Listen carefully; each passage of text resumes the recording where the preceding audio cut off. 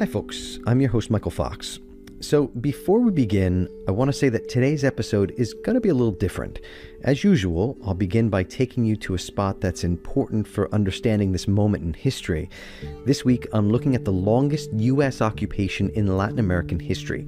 But most of the episode after this is centered on one interview, similar to the updates I've released in recent months. I decided this was the best way to highlight this story. I'll return to the regular sound immersive style for the coming episodes and the remainder of the series. Okay, here's the show. I'm in the central plaza of this small town named Niquinhomo. It's kind of on the backside of Masaya and Granada, heading south out of Managua. And it's very kind of homemade and grassroots. They've got these small little parks for the kids, little jungle gyms. And overlooking everything is a huge statue of Sandino, who of course is the main revolutionary figure here in Nicaragua. And there's statues of Sandino in many different towns across the country. Flags, of course, from the FSLN, Frente Sandinista Revolution Nacional, and Nicaraguan flags. But this this plaza and this statue is important because it sits just across the street from Sandino's birthplace. This is his hometown, and the little house in the corner, the blue and white house in the corner, is where he grew up. Kind of. Augusto Nicolás Calderón Sandino was born in 1895, the so-called illegitimate son of a wealthy coffee grower and merchant and his indigenous servant Margarita Calderón. As a young boy, Sandino lived with his mother. When he's young, he sometimes also helps his mother work out in the coffee harvest, in working on large coffee estates owned by the wealthiest elites of Nicaragua, the regional elite of Nicaragua, that's Granada, which is just a bit south of Masaya. So I think that also leads him to develop some kind of sense of social consciousness. That's historian Michel Gobat. We'll hear a lot from him in this episode. He's the author of Confronting the American Dream, Nicaragua Under U.S. Imperial Rule. It's about the 2-decade-long occupation of Nicaragua by the U.S. Marines from 1912 through 1933, the focus of this episode. It was a time when the United States was intervening not just in Nicaragua, but up and down Central America and the Caribbean, fighting what would become known as the Banana Wars in defense of U.S. interests and profits for U.S. businesses in the region. But for now, back to Sandino. At around the age of 9, he goes to live with his grandmother and eventually his father, the coffee grower and merchant. And that is when he comes to this house on the corner, just across the street from the main square in Niquinhomo. I walk over to it. The home is preserved like it would have been when Sandino lived here, and it's really well done. Tiled floors, wooden furniture from the period. The walls are all painted this cream color with details, doors, and the baseboards in baby blue. Otto Estrada runs the place and gives the tours. He's tall and passionate about Sandino and what he means today. Sandino is a light for freedom, which we admire, he says. Otto walks me through Sandino's house, pointing out the details, walking me into the past. Sandino is larger than life here in Nicaragua. Think George Washington, but with way more humble origins. And instead of fighting for the independence of the United States, he was fighting against the U.S. occupation for the true independence of Nicaragua, as we will look at in depth in this episode. Hung around the home are iconic images of Sandino, but back in the day, he was just a teenage kid who worked for his dad. He supported his father a lot, says Otto. His father bought and sold coffee. The train passed only 2 blocks away, and Sandino helped him. And then Sandino started buying and selling on his own, and that's how he was able to buy his mother's property. Contrary to what people now think of him, he was also a pretty successful small-time entrepreneur because he also becomes at that time a successful merchant of basic grains, beans and rice at that time, that he sells. He uses the railroad in part to sell these beans. But then, in his mid-20s, something happens. He ends up in a dispute over a business deal. Otto says he shoots the thief but then has to flee because being born outside of wedlock means others might respond by trying to kill him or locking him up. He travels to Honduras and then Guatemala. He works for United Fruit. Remember the huge U.S. banana company that we talked about in episode 2 that would later overthrow the democratic government there?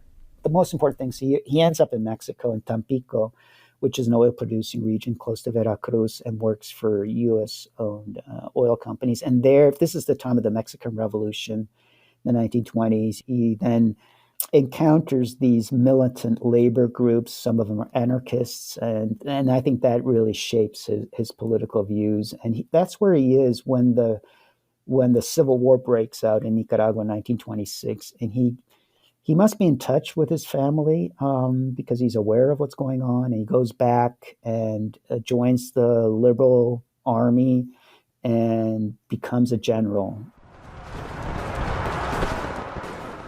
When the Civil War ends in 1927 with a U.S.-imposed agreement and a continued U.S. occupation, Sandino is one of the only liberal generals who refuses to lay down his weapons. He has 29 men. I will not sell out, nor will I give up, he says. I want patria o muerte, a free country or death. He already controls troops and is in a position to wage this anti-U.S. insurgency. And his political views have also been very much shaped, partly because of his liberal upbringing, but also very much shaped by his experience in Mexico, where he encounters radical leftist ideologies from, socialism, anarchism, communism, and there's also a very strong sense of anti-imperialism in Mexico at that time. I follow Otto out into a breezy courtyard and a garden behind Sandino's colonial-style childhood home in Niquiñomo. Sandino fought against imperialism, says Otto. He fought against the U.S. intervention. But to understand who he really was, he was a campesino who fought for rights, who looked for opportunities. He looked for truth, he says. In the middle of the garden, there's this life-size statue of Sandino. Tall laced boots, a gun in a holster around his waist, big cowboy hat, determined stare. Someone has draped a black and red bandana around his neck of the Sandinista National Liberation Front, or FSLN. That's the insurrectionary movement and later political party named after Sandino that led the 1979 revolution against a U.S.-backed dictator. What surprises me most about Sandino is his size. 1.50 de estatura. Wow. 5 pies de altura. 5 feet tall, says Otto. Small. Yes, he was small. You're small. Otto points at me. He was only up to here, though, he says. That's why he wrote, "My greatest honor is to come from the bosom of the oppressed. It is the soul and the mind of the indigenous peasant race," says Otto. He was proud to be an indigenous campesino, only 5 feet tall. Small but powerful, says Otto.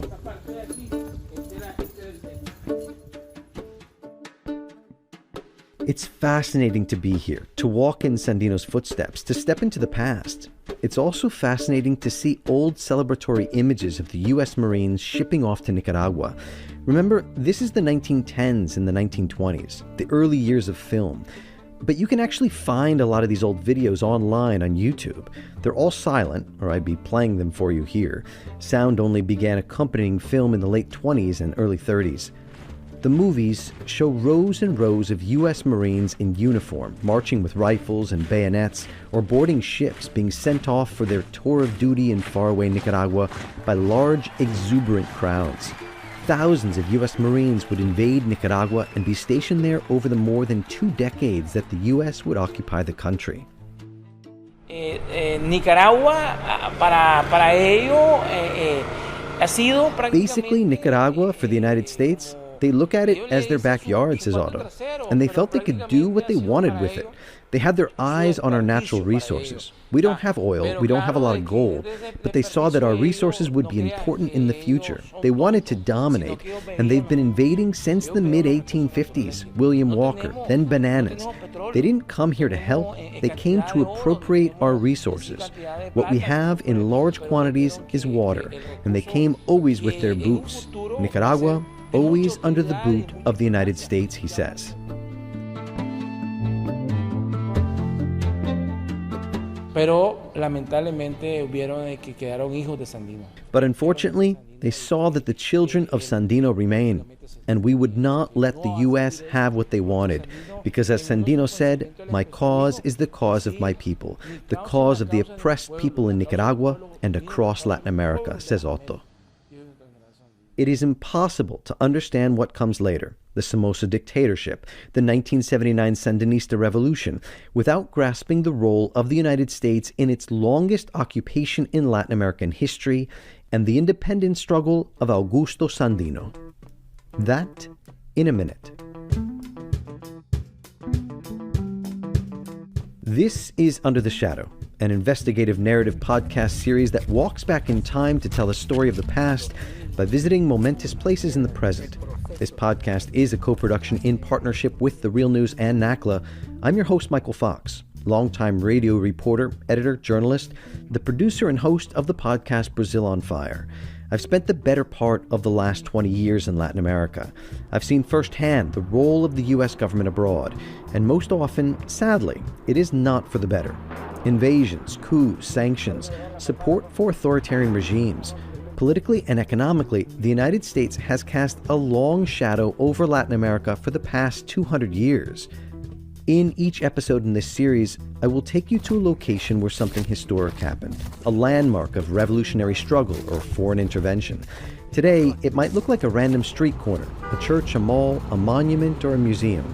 But every place I'm going to bring you was once the site of history-making events that shook countries, impacted lives, and left deep marks on the world. I'll try to discover what lingers of that history today. In the last episode, I retraced the steps of U.S. filibuster William Walker as he invaded Nicaragua and took over the country. Today, I look at the country a half-century later, amid the longest U.S. occupation in Latin American history, and how it birthed both a revolutionary icon and a devastating dictator. This is Under the Shadow, Season 1, Central America, Episode 9, Nicaragua, Sandino.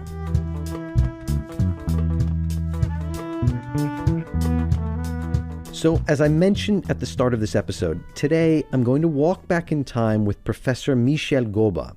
He's a professor of Latin American history at the University of Pittsburgh. His focus is on U.S. intervention in Central America, and in particular, the Central American response to U.S. intervention. We heard from him a lot in the last episode on William Walker, and he'll be with us for the rest of today. Michel, thank you so much for joining. I'm really excited to have you on. Thanks for having me. Michel, first off, when we mention the longest U.S. occupation in Latin America, most people probably would never imagine that this was Nicaragua. Like, they just don't know that moment. And it's also one of the longest, U.S. occupations in the world, right? Like, if we're looking back historically, 21 years, that's longer than Afghanistan, it's longer than Vietnam. Of course, those were wars. This is an occupation, a little bit different, but still, I just think it's fascinating. This is a period that we just don't remember. Yeah. I was struck when I started teaching as a history professor. This was my first job was at the University of Iowa. And so the first courses I taught was before the U.S. invasion of Iraq in, when was that, 2003, 4, 5? I don't even remember anymore. Yeah. And my students, my undergraduates, were shocked to hear that the U.S. occupied other countries. So I think that that generation was totally oblivious to the fact that the U.S. actually occupied other countries for a lengthy period. I think if I had talked to undergraduates, probably in the 1980s, would be a bit different, because Reagan's anti-communist crusade that was waged mainly in Central America It was certainly on people's mind. You had a strong Central American peace movement and solidarity movement in the U.S. But prior to then, yes, I think Nicaragua was certainly not on people's mind. And now it's probably, if it's on people's mind, it's maybe more because of immigration or because of the political situation in Nicaragua. But I think you're right. People nowadays also don't remember this. But in the moment, in the 1910s, particularly in the 1920s, large sectors of the U.S. public was actually aware of the U.S. occupation of Nicaragua because that triggered an early solidarity movement in the U.S. If we're talking about the late 1920s, that turned the leader of an anti-U.S. insurgency in Nicaragua, that is the one led by Augusto Sandino, that turned the leader Sandino into arguably one of the world's first major anti-imperialist heroes of the era. So at that moment, people would have known. Yeah. Wow. So he was like the Che Guevara of like the 1920s, 1930s. Well, if you want to put it that way, that might be a nice way to sell a biography of him. Yeah, I mean, right. but just to give you a sense, I mean, when the Chinese nationalists, when they were waging their own war in the late 20s against a pro-Japanese puppet regime that based in Beijing. When they marched into Beijing, they marched with huge placards of portraits of Sandino. They, in fact, also named one of their battalions after Sandino. Wow. Keep in mind, this is before we have internet, before we have the web. And so, there were pro-Sandino movements throughout Latin America, in the U.S., in Europe, and also apparently parts of Asia. Wow, that's fascinating. Yeah. But people's historical memory come and go, That's right. That's right.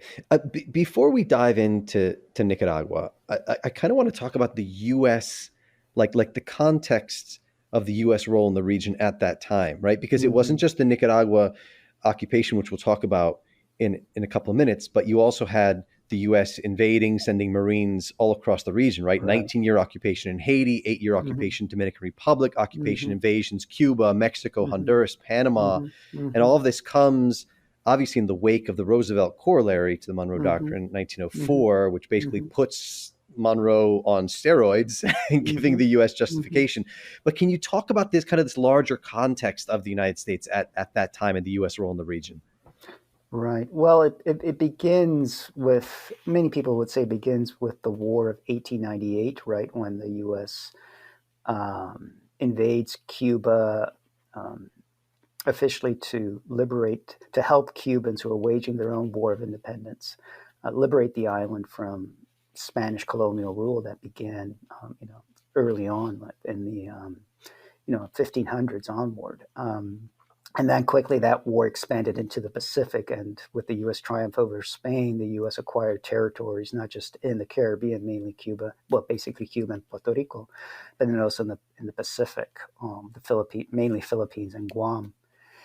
And so there are different interpretations. Some scholars, or many scholars in the U.S. for a long time, saw this sort of as an accident. This is sort of an un-American.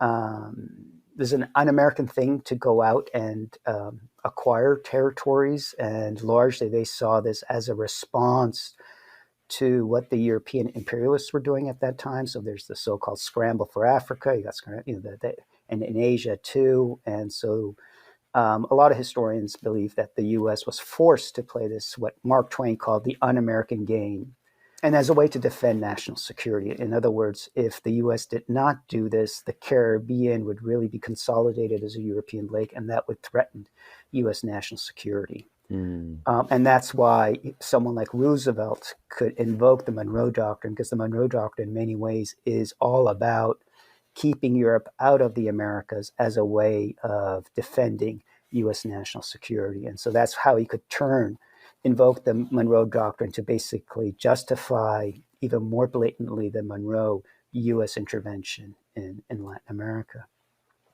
a very different way of looking at it is that this is not at all un-American. This is part of the DNA of U.S. political culture, and so these are scholars like Walter Lefebvre who would say this is a new form of manifest destiny. So they call this the era of new manifest destiny. In other words, this is a continuation of manifest destiny expansion of the mid-19th century that was cut short by the U.S. Civil War, and that it took the U.S. a couple of decades to recuperate from the destruction wrought by this war, and that by the 1890s the U.S. was again ready to expand, and not coincidentally, it certainly expanded towards first Hawaii in 1892. There was a pro-U.S. coup that overthrew the monarchy, and there was already talk about annexing Hawaii then. That didn't occur until 1898, and then moving further towards China. But it's not coincidental that the main thrust was south into Latin America, which also happened in the mid-19th century. And so for them, the idea is that this is just a natural evolution of U.S. history that was cut short by the occupation. And then there's a third group that basically says that it was essentially for economic reasons that the U.S. Expanded. This is a moment, the 1890s, where you have a major economic crisis plaguing the U.S. And so the idea was that the U.S. would sort of try to solve its economic problem by creating new markets abroad for U.S. products. So this is often associated with the open door policy. And so those are three main interests. So the point here is that these are, one is more geostrategic, that the U.S. is a reluctant imperialist. The second is that this is sort of part of U.S. political culture. And the third is more that this is sees this more as in economic terms. But whatever, it shows that the U.S. is interested in Latin America, particularly in the Caribbean, as a region. So you're right that the U.S. occupation of Nicaragua should not be seen as an isolated incident, but it's important to connect that U.S. occupation with other interventions in the area. And that's why some scholars don't like the term intervention, because intervention sort of suggests that these are isolated incidents that are not connected with each other. And so there are scholars who argue that the more appropriate term is to use the concept of imperialism, because then you can see how the U.S. is trying to create what some scholars would argue is sort of an informal empire, because it's an empire based on U.S. control of independent nations, largely by turning them into protectorate, but not turning them into formal colonies, with the exception of Puerto Rico. In other words, that these territories are not formally incorporated into the U.S. They remain independent, but clearly the U.S. exerts extraordinary influence over their internal affairs. And of course, with each country, you have different interests at play. Some countries, more economic interests predominate. In others, it's more strategic. So there are obviously differences, but I think it's important to see the connections among them all. Completely. So let's dive into Nicaragua. Take us back to that moment, kind of in the beginning, in the lead up to the occupation. Why did the U.S. occupy Nicaragua for 21 years? What was happening at the time? Well, in the case of Nicaragua, I would argue that it's largely strategic interests. Some people would argue that this is part of dollar diplomacy, where diplomacy helps dollars. In other words, that the U.S. government is sort of doing the bidding of U.S. corporations. And when we're talking about a place like Nicaragua, we're talking about Central America. Often scholars think we're talking mainly about like fruit companies, like the United Fruit Company that was established in 1899, and quickly came to control or establish large banana plantations throughout Central America, mainly on the Caribbean coast, from Guatemala all the way down to Panama. And there were certainly banana plantations in Nicaragua. Not as large as, let's say, in Guatemala, Honduras, or in Costa Rica, but they were certainly there. But the main reason why the U.S. was so interested, or the U.S. government was so interested in Nicaragua, had to do with the canal That Nicaragua has often been seen as, Right. together with Panama, as the ideal site for a canal, and the need for a canal, for the U.S. to control a canal through Central America, became even more urgent with the War of 1898, when battleships that were in the Pacific had to go all the way around the tip of South America to reach the Caribbean. So it became even more urgent. But U.S. dreams of a Central American canal go all the way back to the founding of the United States. Already Thomas Jefferson was talking about the need to create a canal. So there are long-standing U.S. plans to create a canal in Central America. And for a lot, at the end, it was Panama, right? And the U.S. construction on the Panama Canal began in 1904 and lasted for 10 years. So in 1914, it was opened. But for a long time, up to 1904, Nicaragua was seen as the so-called America route. That means the U.S. government was mainly interested in Nicaragua, not Panama. Panama was more associated with European initiatives, particularly the French. And it wasn't until very end, even in 1903, when U.S. Congress finally decided to construct a canal in Panama.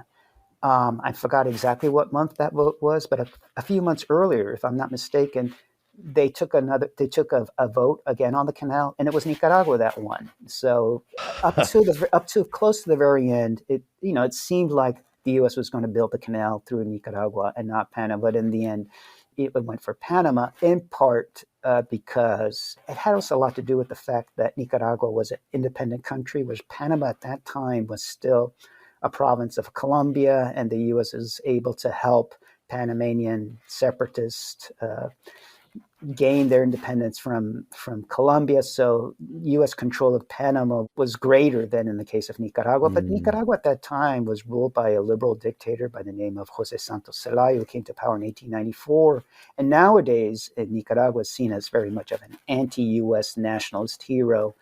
But up to the moment when the U.S. decided to build a canal through Panama rather than Nicaragua, Zelaya was arguably the most pro-U.S. president in Nicaraguan history. He really wanted the U.S. to construct the canal through Nicaragua, gave him unprecedented concessions. But then once the U.S. turned or decided to do the canal in Panama, he then tried to get other powers to create an alternative canal through Panama, courting mainly European powers. Germany seemed very interested. But then he also was courting the Japanese. Japan was becoming an imperial power at that time, and the U.S. really wasn't very fond of his efforts. In fact, they saw that as a strategic threat to their control of the Panama Canal, and really didn't want a rival canal to be built just north. Nicaragua's not that far away from Panama. And that's how the U.S. then turned against Zelaya, essentially forced his ouster. And that's why Zelaya now is seen as such an anti-U.S. nationalist. And there was, the U.S. tried to install a pro-U.S. puppet government that only created greater unrest in the country, that led to the outbreak of a civil war in 1912, and that triggered the first major U.S. Military intervention in Nicaragua in the 20th century, that after the Walker episode of the 1850s. And that's when really the occupation begins, although U.S. military intervention already began in 1910 when U.S. warships played a key role. The presence of U.S. warships off the Caribbean coast played a very key role in the overthrow of Zelaya, and also in the downfall of a successor government led by a liberal who had enjoyed great support in Nicaragua, was seen as a democratic alternative to this dictator. But the U.S. just lumped all liberals in the same boat and just saw this liberal as a mini Zelaya, and was adamantly opposed to him, and installed essentially a conservative government, and that government wasn't able to control things. Things just got worse, and that's how you get that outbreak of the Civil War. That's essentially the beginning of the U.S. military occupation that lasts until 1933. Wow. So there's two fascinating things that you just mentioned, the liberals, because I remember at first the liberals, that's who William Walker kind of invited him to come to the Right. country. Like that was like Right. his people. So now you see this kind of shift over the Right. 60 years where the liberals are no longer who the US wants to work with, right? So it's an Right. interesting Right. transition. Walk us through, Michel, the occupation. Kind of what does this look like? How many troops are on the ground? Like what's the reality? And why is the United States there so long? So you have the invasion force, so that the Civil War breaks out May, June, something like that. And there are various things happening, including a hunger crisis. People are clamoring for food imports, and the government is opposed to importing food because it would then increase the government debt, and the U.S. was really gung ho about making sure that the government debt would decrease. It believed that the great problem in a place like Nicaragua was financial instability. What you have are these irresponsible elites fighting over the national treasury. So, what the U.S. did after 1910 was have Wall Street bankers take over the national treasury of Nicaragua. And with the support of these U.S. officials, the conservative government is blocking the import of food. But there's this famine going on, and that also leads to a lot of unrest. In any case, you have this U.S. military invasion in September. And I think ultimately the invasion force totals about 2,500 troops. I'm not quite sure. And they are able to defeat the rebel army that is essentially a liberal conservative alliance. So you have that's part of the reason why you have the Civil War. It's the liberals are ostracized by the U.S., so they're not able to participate politically.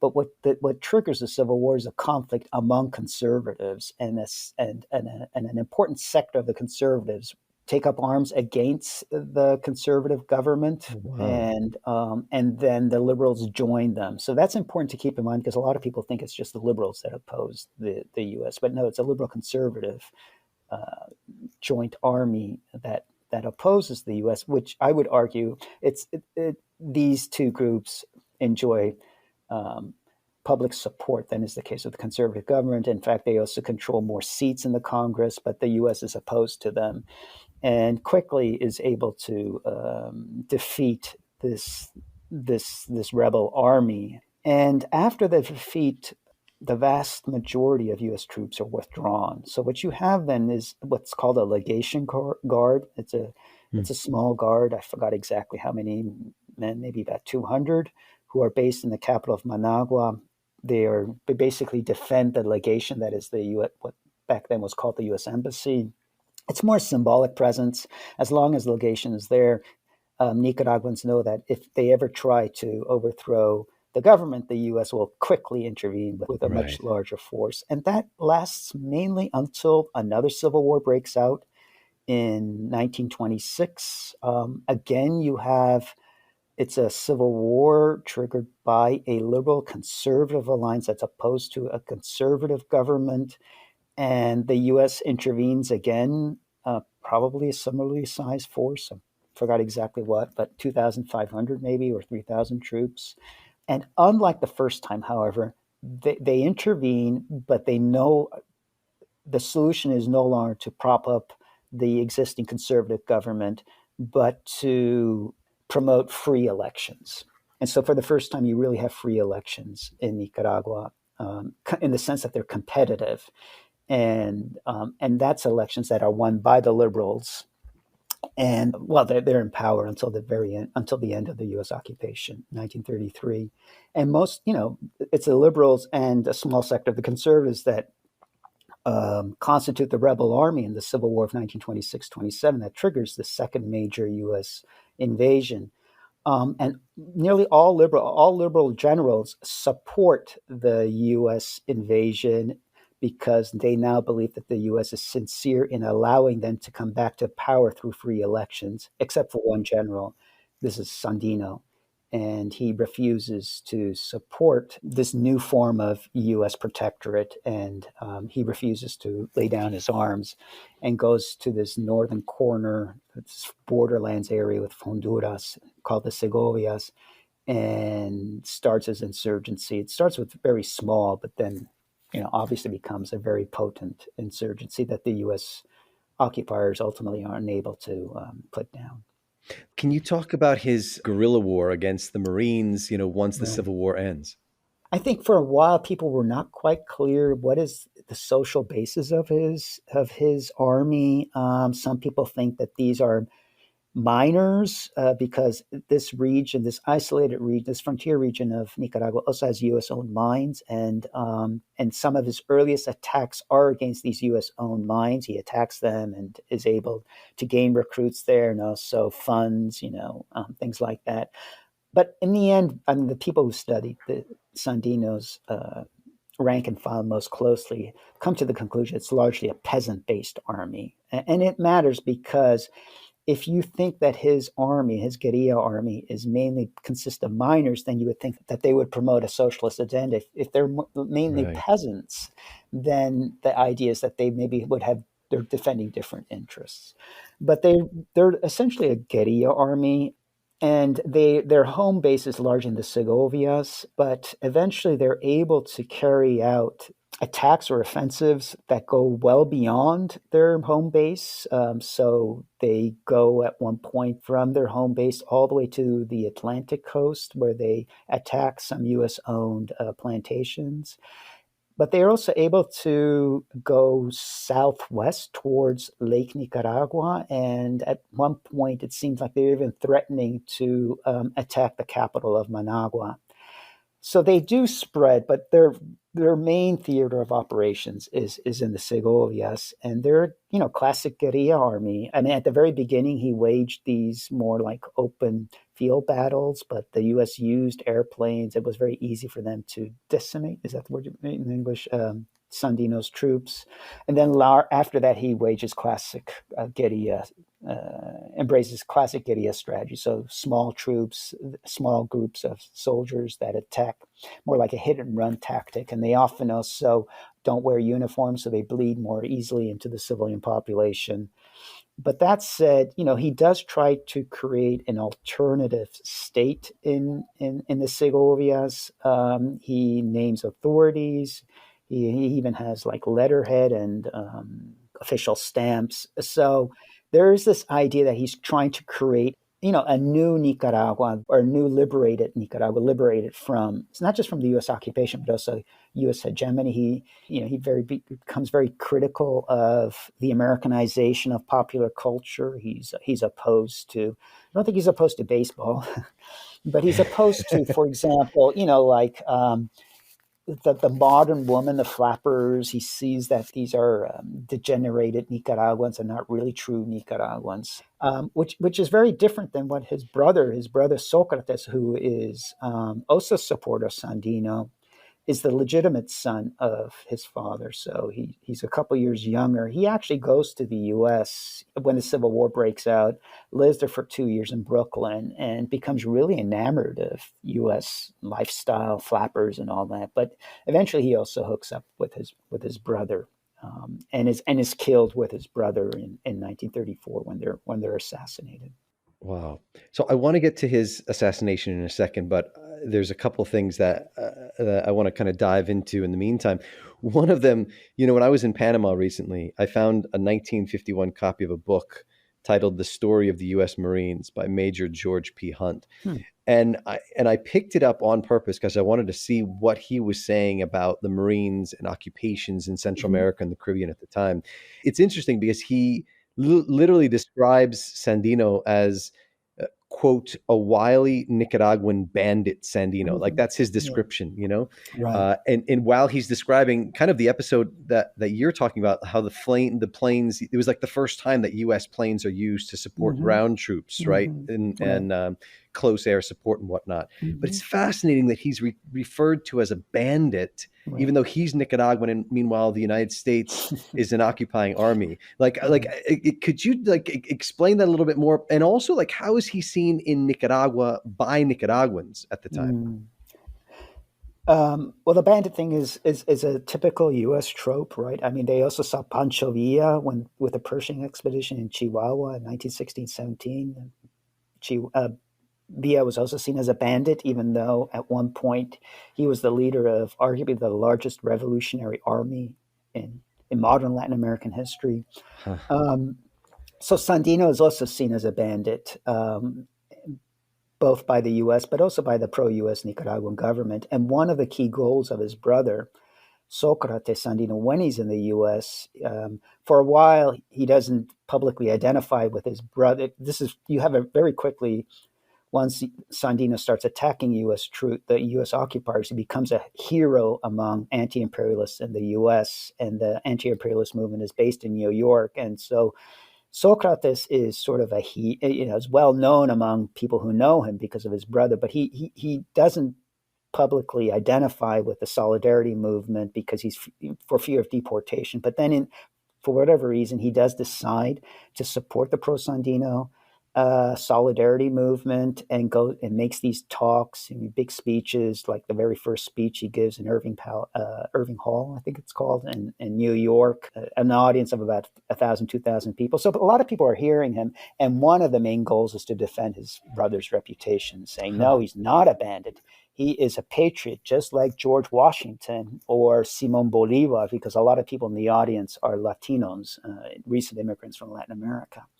And so it was very important to him to underscore that his brother was not a bandit and more like a liberator. And you can see also that's very important to the Sandinista propaganda at that time, how they explained themselves, we're not bandits, but reinforcing his bandit image is, like anybody participating in the war, there was a lot of violence going on, and not just against the U.S. occupiers, but also against the local population, particularly those who were seen to be collaborating with the U.S. occupiers. And that goes to your other question. What was Sandino's image in Nicaragua? I mean, later, when another revolution triumphed in Nicaragua in 1979, Sandino is seen as the quintessential Nicaraguan hero, and that, it would have been very hard to imagine that Nicaraguans would have opposed Sandino at the time, except for elites who are in the pocket of the U.S. These are so-called, in Spanish we call the term is vende patrias, people who sell out their country. They sell their country, vende patria. But in fact, it was more complicated. There's a U.S. historian who's done great work on this, Michael Schroeder, who shows that before the Sandino insurgency or rebellion began, the Segovias is a place plagued by a lot of conflict among I think he calls them gangs, but these are armed groups for whatever reason, are fighting against each other. So this is there's quite a lot of violence there. And so people who have that experience sort of see Sandino, if they're not on his side, they see him as part of this gang warfare. And outside of the Segovias, for a while, Sandino is, because of the way the newspapers report about him, he's often seen as a bandit or as someone who is, promoting a lot of political violence. But it's interesting that some of his greatest supporters outside of the Segovias are not people that are usually identified with his cause. So Sandino, for a while, enjoyed strong support from the Communist International, so he's often associated with leftist groups. But leftist groups in Nicaragua, outside the Segovias, like artisan groups or the labor movement, they had an ambivalent relationship with Sandino. Towards the end, some of his greatest supporters actually were members of the most conservative sector of the elite. These oligarchs from Granada who would then often go out at night, spray pro-Sandino slogans on the walls of their hometown, Granada, or they would go out on horseback and shout pro-Sandino slogans. And this is something that most scholars have sort of overlooked, but it seems like a paradoxical convergence between Sandino and these oligarchs, often very young, who then later embrace quasi-fascist ideals. But what brings them together is this hatred for the U.S. occupiers, this belief that Nicaragua needs to be rejuvenated, and also to sort of expel the American way of life out of the popular spirit of Nicaraguans. So there are things that bring them together, but in the end, there's no real alliance between them. But they're some of his greatest supporters, and that also sort of affects the way in which maybe more leftist Nicaraguans would view Sandino, because they would see that kind of quasi alliance between Sandino and these reactionary, and they call themselves reactionaries, to put it mildly, with suspicion. Wow, fascinating. So he is at the time, a complex. I mean, Nicaraguans' view of him are contradictory. Yeah, yeah. I want to dive in real fast to talk about this kind of complicated relations. You mentioned kind of the quote, the American way of life. The title of your book is, Confronting the American Dream, Nicaragua under U.S. imperial rule. And in fact, you mentioned the paradoxes in your book, which I want to dive into a second. But I love the title because it raises so many questions. It's like the American dream is supposed to be inside the United States. What is it doing in Nicaragua? What are we talking about? Can you talk about where does that come from and why does that make sense within this context for Nicaragua? Well, the title of the book is sort of a play on an important book that came out. Oh God, when did that come out? Probably in the 1980s, I think, by Emily Rosenberg, called "Spreading the American Dream." She focuses on this time period, the 1890s to about the 1920s, if I'm not mistaken, where she argues that there are various ways in which the U.S. spreads its way of life. One way is through businesses, the U.S. government too, but a key promoter of the American way of life at this time is Hollywood, with the dramatic expansion of Hollywood, the film industry in the 1920s. So Confronting the American Dream is because the book focuses on the wealthiest regional elite of Nicaragua, the ones based in Granada, who for a long time admire the American way of life. Many of them actually go to the U.S. to study, and we're not just mainly young men, but also women. Young men tend to go to the U.S. to go to college or maybe get a medical degree, something like that.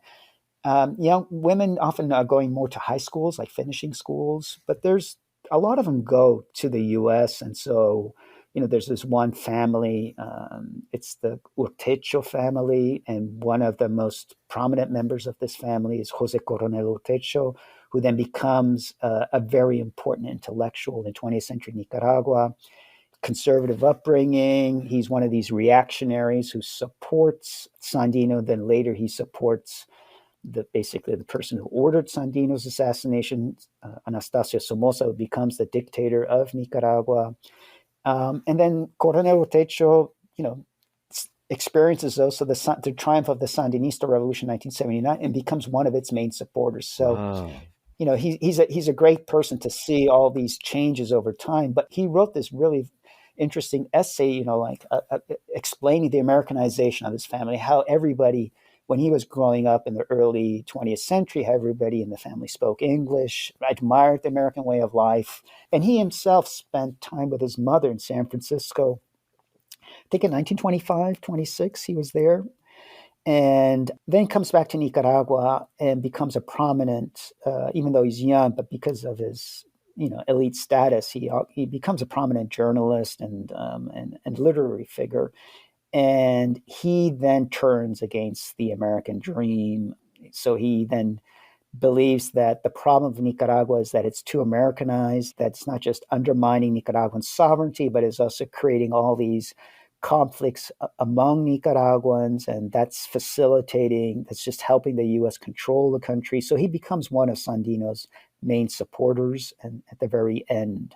So I use him and his group to show how Nicaraguans this group were not always opposed to the American way of life. On the contrary, they embraced it and are seen as the main promoters or the main symbols of the American way of life in Nicaragua, but then they turn against it. And so what I wanted to show is that how a U.S. occupation can promote this tension between an anti-Americanism and Americanization, that the relationship between these two is a bit complicated. So some of the main opponents of the U.S. occupation were highly Americanized liberals who never abandoned the American dream. They supported the American dream, but they believed that Nicaraguans were not able to realize the American dream precisely because of the U.S. occupation. Very similar to the role highly Americanized young Cubans played in radicalizing the Cuban Revolution that triumphed in 1959. Nowadays, we see that essentially as a communist revolution. It did become a communist revolution.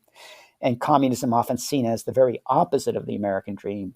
But at the beginning was these highly Americanized Cubans who believed that the reason why Cubans couldn't experience the American way of life is because of the strong influence, the U.S. exerted over the island. So you have something very similar in Nicaragua. Wow. How ingrained in the U.S. occupation of Nicaragua, 1912 to 1933, was the goal of kind of Americanizing Nicaragua, turning it into a little United States? You mean by the U.S. government? Yes, exactly. I think the U.S. government was just mainly interested in stability in Nicaragua. Again, its main goal was to make sure that no foreign power that political instability would open the door to another foreign power, be it Germany or Japan, to build a canal. So, and it was looking for the least expensive form of control, and that was dollar diplomacy. So it basically wanted to have a pro-U.S. government in place. This would be the conservatives. And since it believed that the main source of political instability in Nicaragua was infighting among elites, particularly with the national treasury, it turned essentially Nicaragua into a financial protectorate. So Wall Street bankers controlled the national treasury as well as, like the railroads and things like that.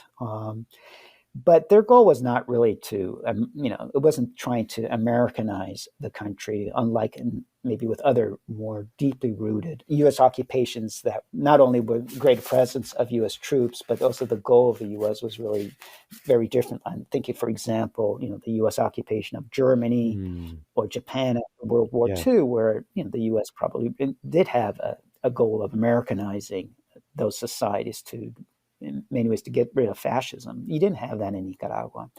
That doesn't mean that there weren't agents of the U.S. occupation that try to promote Americanization. Some of the greatest promoters of Americanization were U.S. missionaries. During the occupation, you have Protestant missions that set foot in various parts of Nicaragua. And so they are trying to promote Americanization.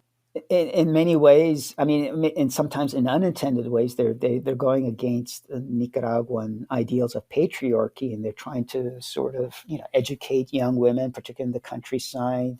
And so a lot of Nicaraguan men see this as a threat, that these Protestant missionaries are trying to liberate local women and turn them into so-called modern women, even though it's more complicated. But that's what they were thinking was happening. And so you have quite a bit of violence meted out against these Protestant missionaries, a number of them who were actually women. So I would argue it's those kind of agents, U.S. citizens who go to Nicaragua, who are the ones more gung-ho about promoting Americanization than the U.S. government itself. How much of an influence did the occupation have on local politics itself, and particularly kind of in those final years? And do we have a sense of how much support the United States and the Marines had?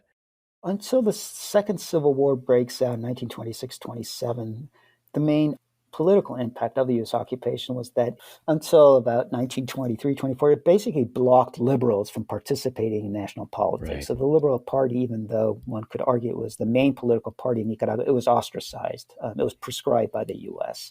So that allowed the conservatives to stay in power. At the local level, however, elections were a bit more competitive, in part because sometimes liberals participated, or the Conservative Party itself was not a homogeneous group. You had different factions, and so it was a bit more competitive. Things really changed and became, I would argue, more democratic with the second major U.S. invasion in 1927. When the U.S. decided that the main source of instability in Nicaragua was no longer financial, conflicts of the national treasury, but rather of the issue of free and fair elections. Right. And so what the U.S. then did was have the U.S. military, U.S. troops, together with troops from the newly formed Nicaraguan army, the so-called National Guard, or in Spanish, Guardia Nacional, that was recreated in 1927 and was led by U.S. officers. So the rank and file are Nicaraguans, but the officers are U.S. Marines. This new Nicaraguan army, Nicaraguan in quotation marks, and U.S. troops then controlled or supervised elections that occurred between 1928 and 1932.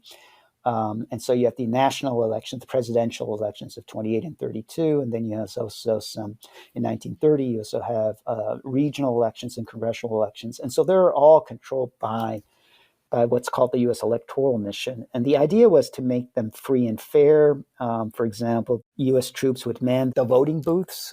They're called mesas, electoral tables. They would prohibit local strongmen, the so-called caudillos, from sort of manipulating the local vote. And, I studied that pretty carefully, and I would argue that, they weren't completely free and fair because the U.S. would also prescribe third parties. This is the U.S. model of democracy. Right.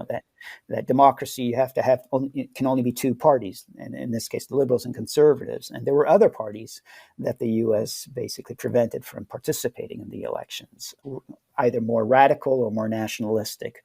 But for Nicaraguan circumstances, these were pretty free and fair elections, and this is even acknowledged by some prominent leftists who could hardly be seen as sort of lackeys of U.S. imperialism. But the unintended consequence was that it gave the local military a lot of political clout. Essentially, what the U.S. was trying to do by controlling these elections was not only to guarantee free and fair elections, but also to undermine the power of these local strongmen, the so-called caudillos. They believed that the big problem in Nicaragua was caudillismo, and that these are, irresponsible, anti-modern, backward-looking regional strongmen who treated the poor, essentially, that they would herd them as sheep into the voting booth and things like that. And you have some really powerful quotes from U.S. officers at the time who were part of the electoral mission who really believe that they're promoting democracy at the local level.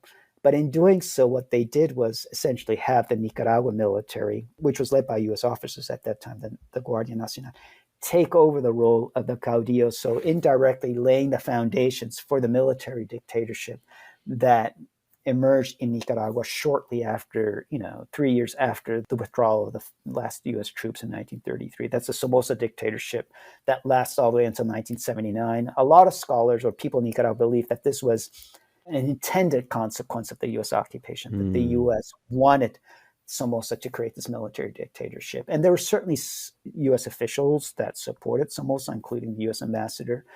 But I would argue that this was more an unintended consequence of the way in which the U.S. tried to use the military to promote democracy. And so it points to the perils of, more generally to the perils of U.S. democracy promotion at the point of bayonets, which is, became a very important mode of U.S. democracy promotion in the 20th century, particularly including after the end of the Cold War.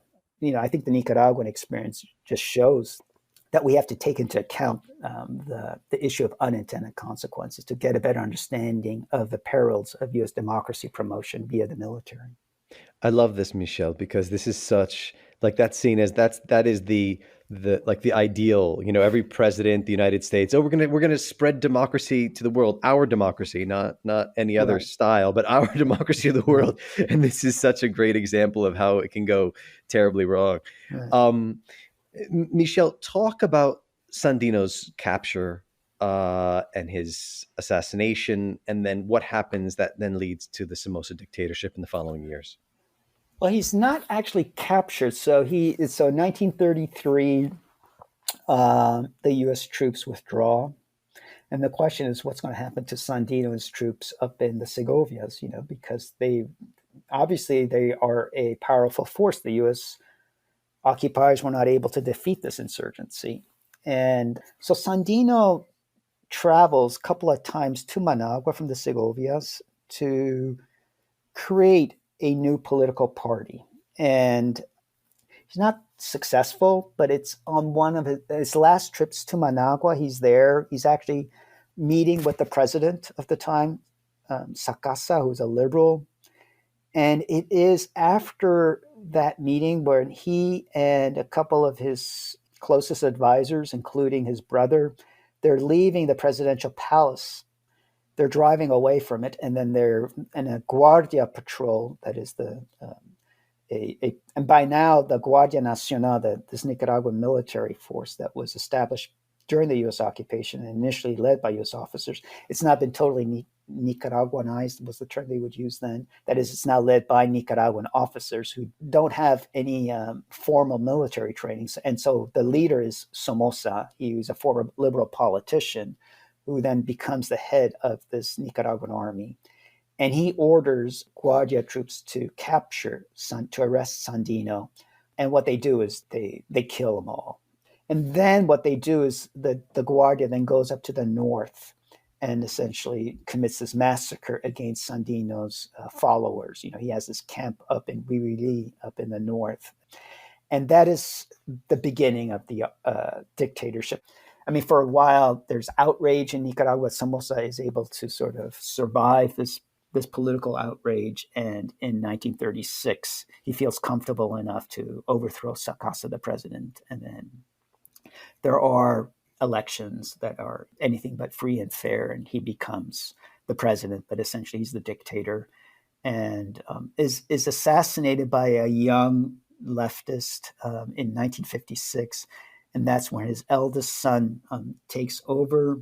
God, what was his name again? Luis Somoza de Valle. Thank you. Yes, Luis de Valle. Yeah, who actually studied agricultural engineering or something like that at LSU in the U.S. And under Luis, so it's in 1956, he dies from a heart attack in 1967.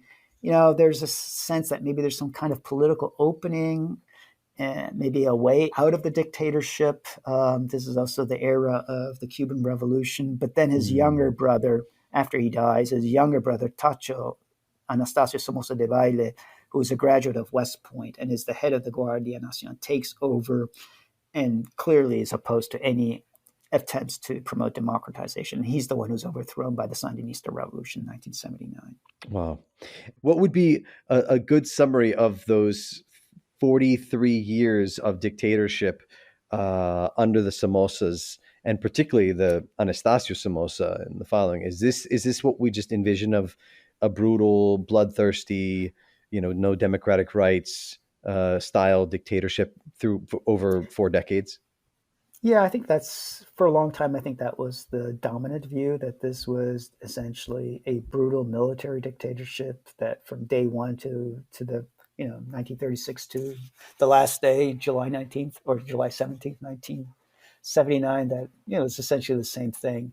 I think that would be a mistake. In many ways, our views of the dictatorship are colored by the last years, particularly the third Somoza, Tacho Somoza, who's the head of the National Guard, who is essentially uses the U.S.'s paranoia of communism to squash any efforts to promote democracy in Nicaragua, and becomes very violent. I mean, it's a bit more complicated because also the Guardia also becomes much more of a Praetorian force, so like a family army. And so for a long time, I think scholars, or the general view of the Somoza dictatorship, was that they turned Nicaragua into sort of their family estate, their family hacienda. What gets lost is that the original Somoza was a bit of a populist, and that the National Guard, the army, for a while, and this is, maybe you can see, this is sort of a legacy of the U.S. occupation, the National Guard and some of its officers had a very strong anti-elite streak. Not all of them, but some of them, especially those who were trained by the U.S. And so they would help peasants wage their battles over land against local landlords, especially if the landlords were conservatives. Then Somoza, he's a liberal, had no problem supporting this. So there's a scholar by the name of Jeffrey Gould who showed in his first book, how there's a populist basis to the dictatorship that often gets overlooked, and helps us better understand why it lasted for so long. But that all started collapsing in the 1960s, and it's still unclear why, but I would argue that it had a lot to do with the way in which the Guardia officers, who until that moment were military offices, but also occupied important, either formally or informally, local, political positions. They then become quasi-military entrepreneurs. They take advantage of this second agro-export boom that dramatically transforms Nicaragua in the 60s and 70s. The main product here is not coffee, but it's cotton. You get the expansion of the cotton industry, and this is where they become then landlords, and then essentially no longer are supporting the peasants. So this is where the Somoza dictatorship starts dramatically losing its popular support, particularly in the countryside. And what you have are, because of the expansion of cotton, you have a lot of land conflicts. You have peasants losing their land. They're migrating to the cities. This helps the revolutionary movement that was established in the early 60s, the National Sandinista Liberation Front, recruit followers. And the Guardia becomes much more of a Praetorian force, beholden to Somoza, become much more brutal, become brutal. And I think it has a lot to do with the fact that now these military officers have also become important economic actors. And so they have a lot to lose if they start supporting the opposition to the Somoza dictatorship. Right. Wow, Michel, thank you so much. Is there anything else that you think is important, to talk about in terms of legacy, or that we haven't touched on, like about the longest U.S. occupation in Latin America, there, 1912 to 1933, and why it's important to remember today? That's a big question. I don't like to draw lessons from history. History doesn't repeat itself, but I do think this military occupation, particularly the end and the way. So what you have is the lengthiest U.S. military occupation is shortly followed by the lengthiest military dictatorship in modern Latin American history, and a lot of people see this as a natural outgrowth, as I mentioned earlier. So that the U.S. occupation produces this dictatorship. Again, I think it's really important to see this more as an unintended consequence. And I think if you don't take, for example, the U.S. efforts to promote democracy via the military seriously, you don't really see the perils of it. And I think the Nicaraguan case shows neatly the dangers of U.S. democracy promotion. Absolutely. It's so powerful and interesting to be able to weave through all these things and to harken back to other stuff, mentioning, here, this is where we're headed with, 1980s Contra War stuff, and then look back at William Walker and understand how one thing leads to another. And like you said, the democracy promotion stuff is so key, but also understanding, just when a country is occupied for 21 years, that leaves a mark. Like, that has a profound impact. It's not just like, oh, they're there and, oh yeah, we'll leave now and it's all fine. Like that means something. And that legacy remains, so. Right. But that legacy, you're right, but that has not been, we still need to know a lot more of the impact on local society. So there's a graduate student, a Nicaraguan, Emil Castillo, at the University of Michigan, who's now working more on the impact the U.S. occupation had on local society, particularly in terms of gender relations. Oh, wow. And so, because a lot of Nicaraguan women were, prostitutes or married U.S. military personnel. I mean, how did that affect their relations with their families? It's that kind of Americanization at the local level that, as you said, must have left a deep imprint on local society. That's really hard to get at. Yeah. And baseball, is this when baseball becomes like an important sport in Nicaragua, is around that same time? That a lot of people think that baseball is the most popular sport in Nicaragua, which stands out in Central America. It's usually soccer. Yeah. A lot of people think it's because of the U.S. occupation, but actually baseball becomes popular, or is already popular, before the U.S. occupation begins in 1912. It's imported mainly by students, these elites from Granada who go to the U.S. and study, and they bring back baseball, and baseball then becomes quickly very popular. And I would argue that certainly by the early years of the U.S. occupation, baseball probably replaces cockfighting as the most popular sport in Nicaragua. It's often seen as as a sport that promotes civilization. It's a team sport, and it's ruled.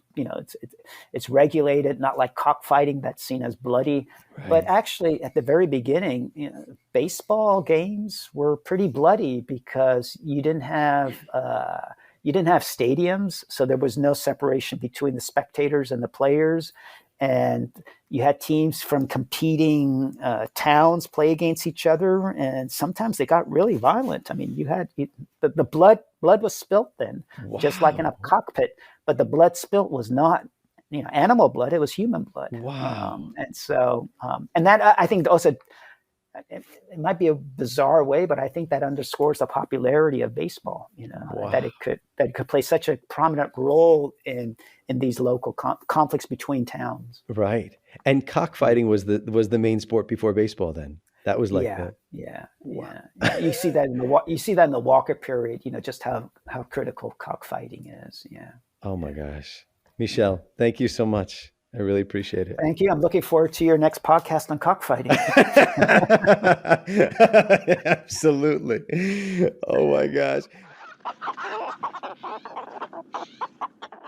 That is all for episode 9 of Under the Shadow.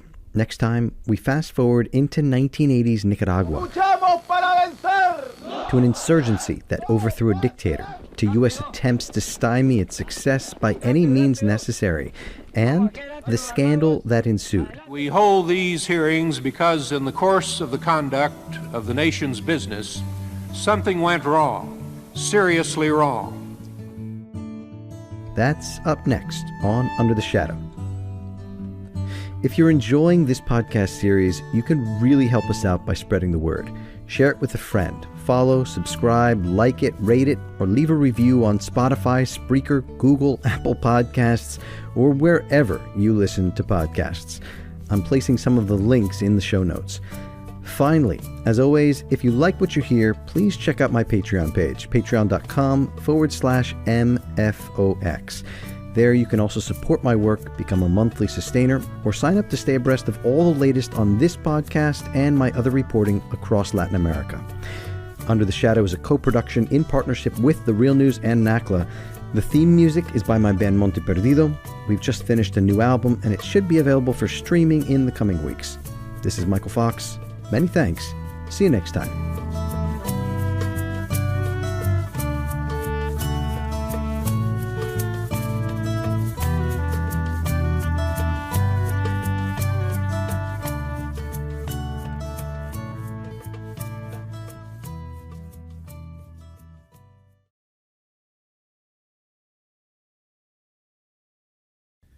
Thank you so much for watching The Real News Network, where we lift up the voices, stories, and struggles that you care about most.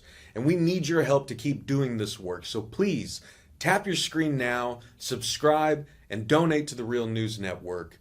Solidarity forever.